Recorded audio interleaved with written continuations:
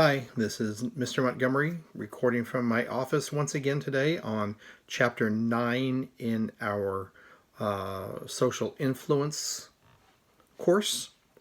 And the chapter today is on message structure and organization.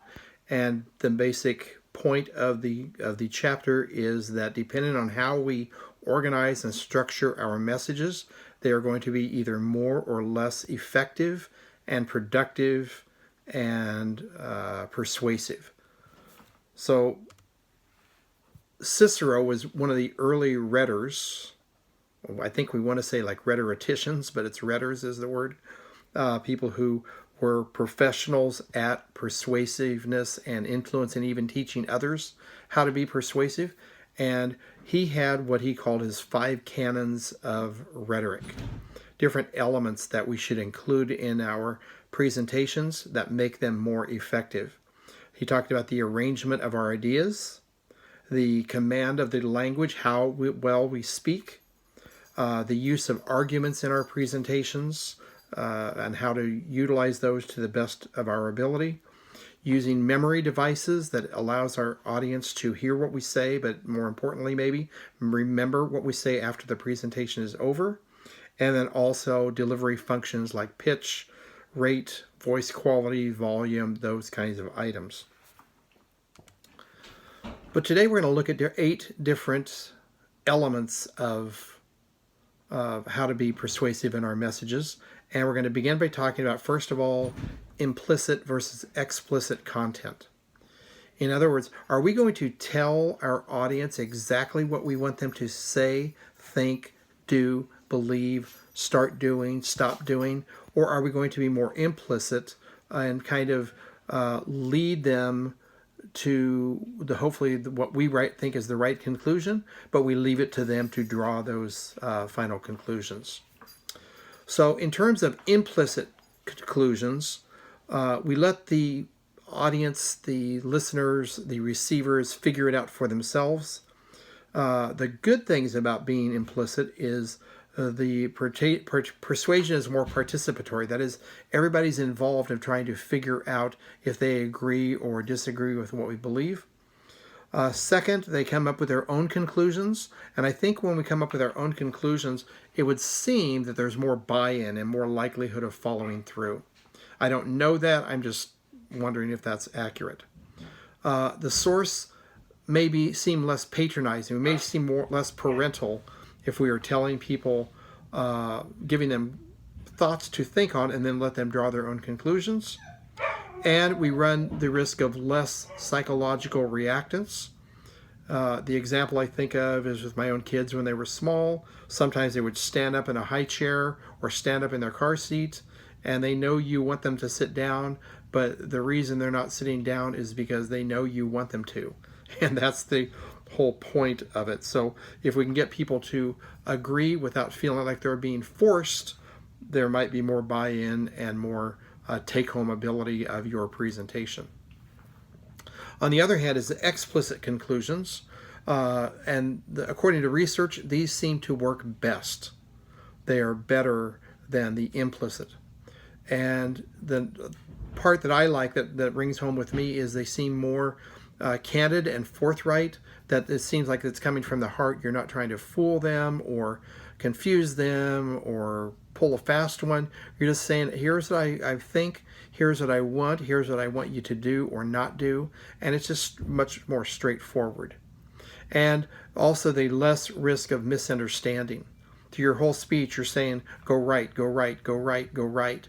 And at the end, they say, oh, I get it, I understand, I'm going to go left. And if you're clearer and more explicit, they're going to know exactly what you want. Again, they may not do it, they may disagree, but they know what they're disagreeing to, rather than kind of maybe not realizing what you've been trying to lead them. Second principle is the use of gain-framed versus loss-framed messages. And the description is, do you want to get more of do you think people will respond more to good news or to bad news? Is it more persuasive to emphasize potential gains or better to emphasize potential losses, is how the textbook states it. Gain-framed messages emphasize the positive, and loss-framed messages emphasize the negative. And they use kind of a healthcare scenario in the textbook, which is rather appropriate these days in terms of the coronavirus. And the news is always talking about how many people have died in the last 24 hours and what's the total death count, which seems a little bit more loss-framed.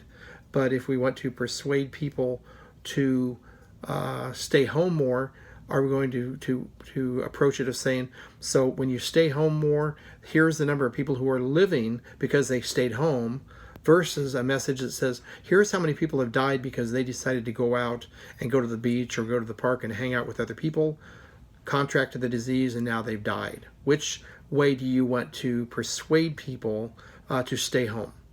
So that might be a good example for these days.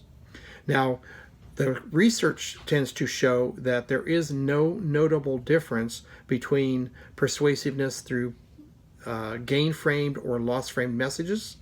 However, the textbook also gives several examples of different situations where gain-framed messages or loss-framed messages may work better depending on specific circumstances. So you have to look at the circumstances, how you're trying to persuade people. The textbook gives you those variety of circumstances. Well, number 3, message quantity versus quality.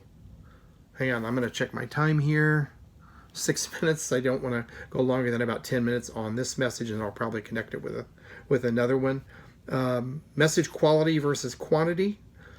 Do we want to provide lots and lots of evidence for people to consider in quantity, or do we want maybe less examples, less illustrations, less evidence, less proof, but it's higher quality?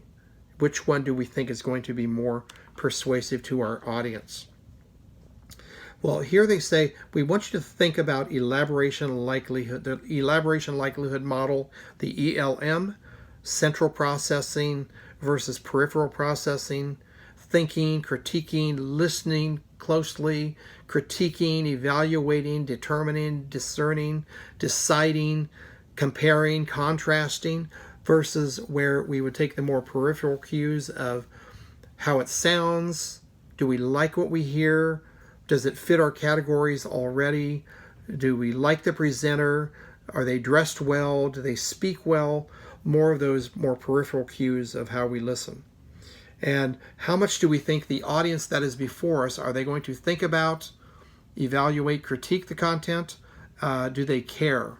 And that's what we talk about involvement. How much are they involved in the message and the thinking process and evaluating? More involved, central processing; less involved, peripheral processing. And what they're saying is, for those with low involvement, they're not going to get overly involved. They're not going to be thinking deeply, critiquing heavily. There you want quality, that you're just going to overwhelm them with a tidal wave of proof and evidence.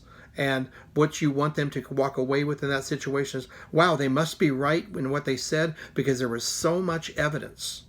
It doesn't matter how significant or deep, whether it was Mad Magazine or Scientific American. It's just the number of sources that they hear that makes a difference. Although, I might take that back, because they do say that if you name the names of your sources, Scientific American, National Geographic, the New England Journal of Medicine, people are impressed with peripherally by just the names of the magazines themselves. So anyway, you can figure that out. But in terms of if they're going to be processing, central processing with high involvement in your message, then you want to use quality of arguments. And you want them to draw the kind of conclusion that says, well, that makes a lot of sense. I've thought about it, I've evaluated it, it makes sense, it must be true. That's more central processing. So quantity, if you want them to evaluate, critique, use central processing. Quantity, if they're just looking for general cues and aren't going to be overly involved. I think I said that right. Okay, so the time, I'm going to stop here at 10 minutes, and then I will finish in another video in a moment.